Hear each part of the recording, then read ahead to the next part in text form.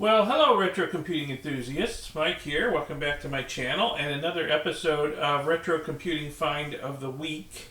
And today we're going to get a little more technical, a little more down in the weeds, a little bit more down to the component level on one of my finds. Actually, I've got a lot of finds here.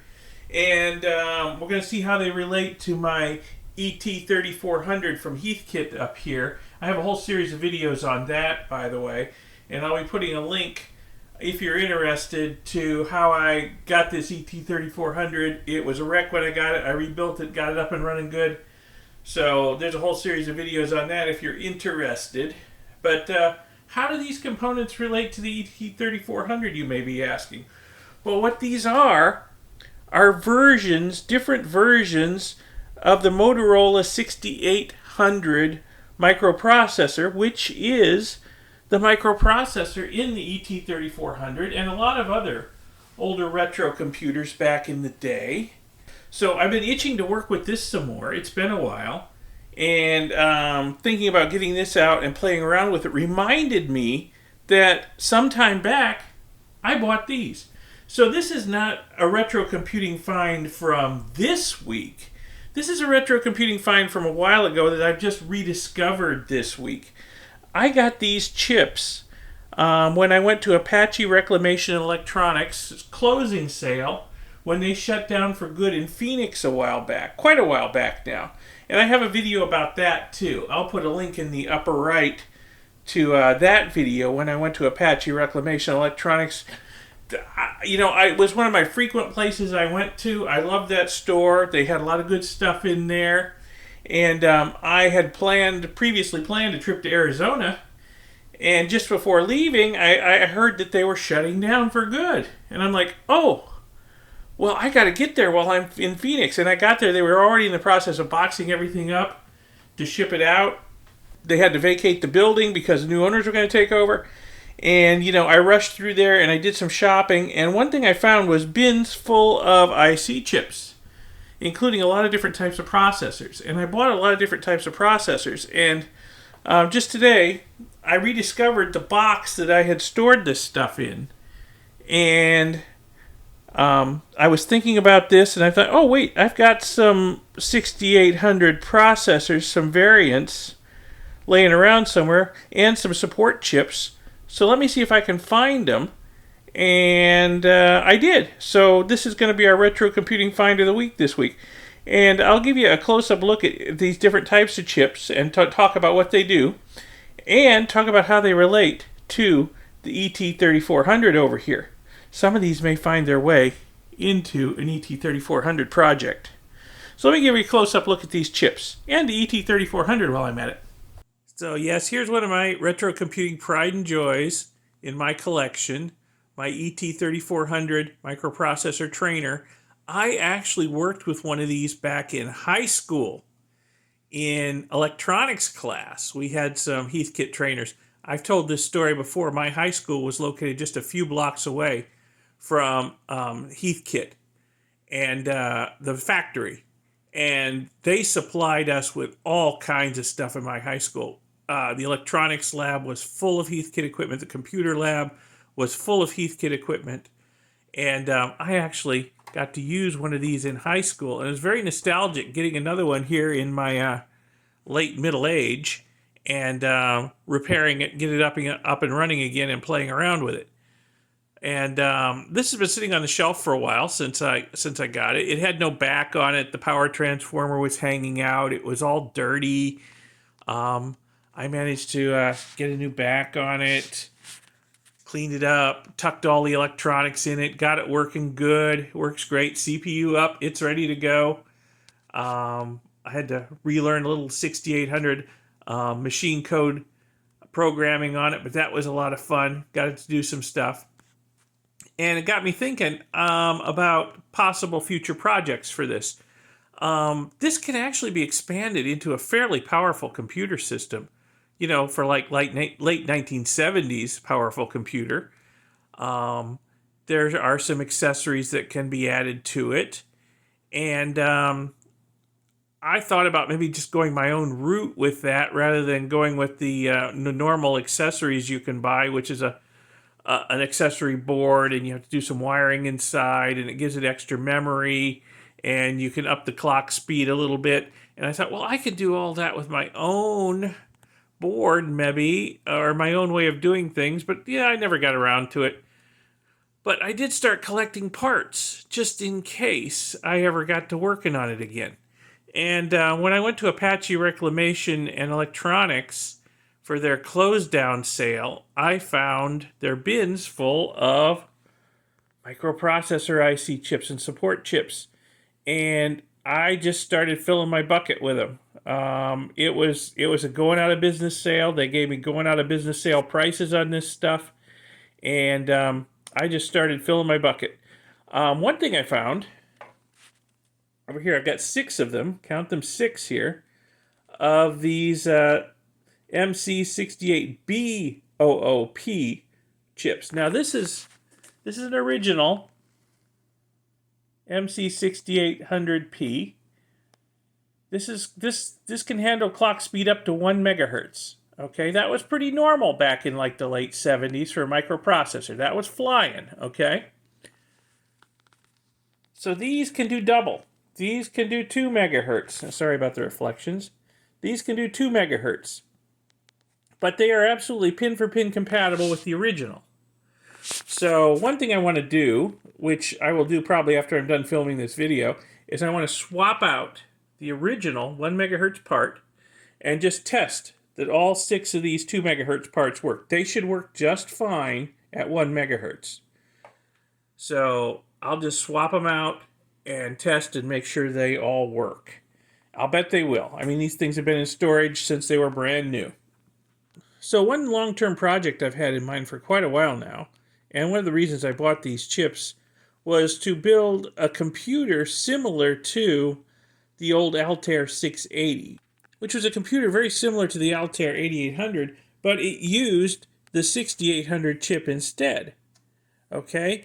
And I thought, well, I could build something similar to that, but build a little faster with a 2 megahertz chip, and maybe we don't even need a front panel, and you know, there's a lot of software out there available for the Altair 680 and other 6800 based computers of similar vintage, and it shouldn't be too difficult to get something up and running.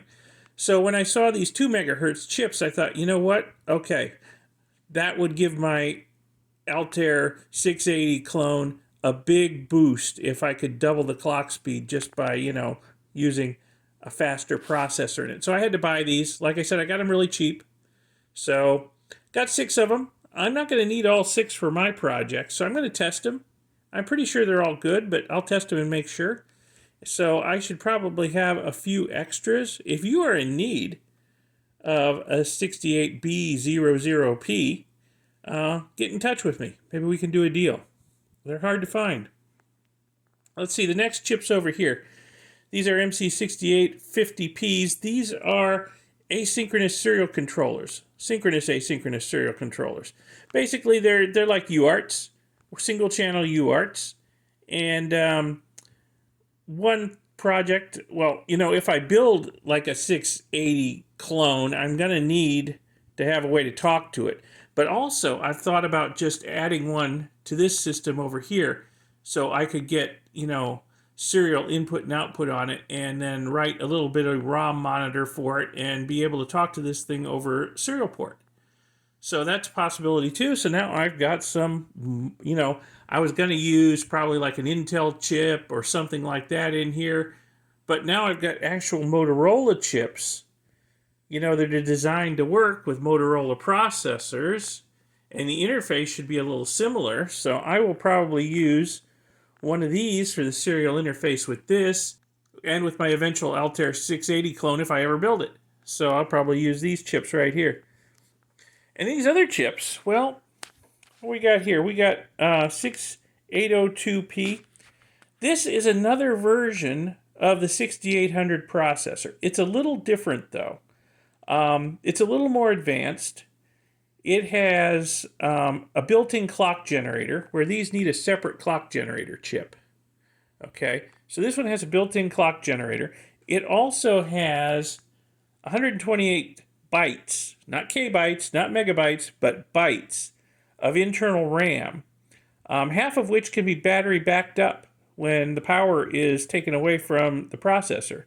That would be like to keep important stuff resident in memory when the power is down. So that's what those chips are for. Yeah, so 32 bytes of that 128 bytes is battery backed up. Or can be battery backed up, I should say. You have to have an external battery for it. But important data can be retained in these when the power goes down. Otherwise, they're 100% software compatible with these and with this. So again, this is a way to make something like the Altair 680, but make it a little bit more modern with a few more features than were available back in the day by using this. So I just grabbed a couple of them. I think they only had a couple. Yeah, there might have been more, but I only remember getting a couple of them. And this one up here, this was probably the least useful chip I got. I think I was just grabbing stuff and not really looking up what it was, but this is a 6803 chip. And what this is, again, is another version of the 6800 chip like these, but this is designed to be more of a microcontroller. It has a 6800 CPU core to it, but it also has things like built-in I/O ports, a built-in serial controller, built-in 128 bytes of RAM, again, this time 64 bytes of which can be backed up. It also has some other features to it. It has some internal ROM, which I need to do some more research on this. I don't know if this is mass programmed or if it's one-time programmable, and if so, how to program it. So I'm not sure. I think, to be perfectly honest, I think I picked this one up by mistake when I was trying to get some more of these 6802s. I think this one may have gotten into the bin with the 6802s. So I don't know if I'll ever have a use for this chip, but quite possibly maybe someday down the road, I may do something with it. It is basically just another 6800 CPU, but with a lot of other peripherals built in. It's got like one of these built into it, and it's got I/O ports, and it's got internal memory, and it's got all kinds of other stuff built in. But it is nowhere, near pin compatible with these. So, yeah. But it would make for, a very low chip count 6800 computer system. So, I will keep this and contemplate what to do with it in the future.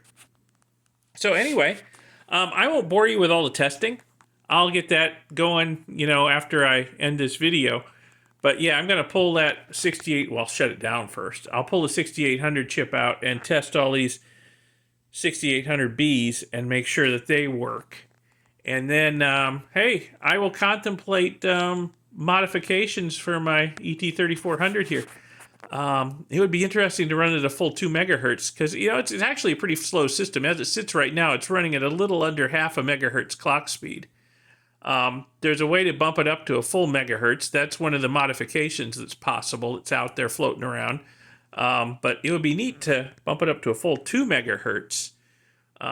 This would really start to be, a pretty good, powerful system, by 1970 standards if I could get it up to a full 2 megahertz. So that may be a project for the future. And of course, adding a serial line to it and a monitor ROM to it, that would be another possible project for the future. But I've got the serial controller chips now, so that should be pretty easy.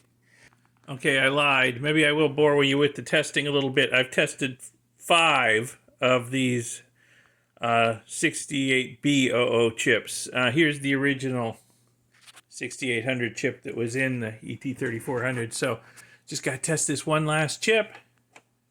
Look at that. All 6 of them are good. Great. I was expecting that they were going to be good. I don't have a way to test these other 3 chips quite so easily because they are not directly pin compatible with the 6800. But I imagine they're just as good. And I'll test these soon enough when I wire them up into something. So, well, I'm happy. I've got 6 good working 68B00 chips, and like I said, I'll probably only need a couple of them, maybe half at the most, So if anybody out there needs a 6800B chip, get in touch with me. We could do a deal. All right, so anyway, that's our retro computing find of the week. More like a refind of the week this time. And a little more technical, a little more down in the component weeds here.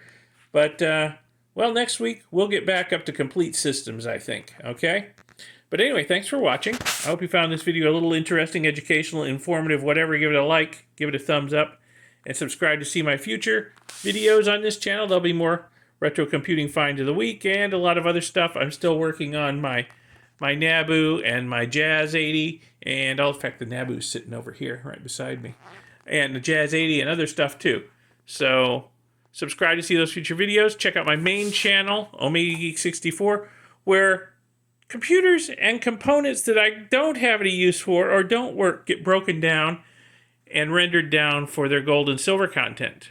And I also do lapidary and other stuff over there. So check that out if you're at all interested, and I'll see you in the next video. Thanks a lot for watching this one. Bye.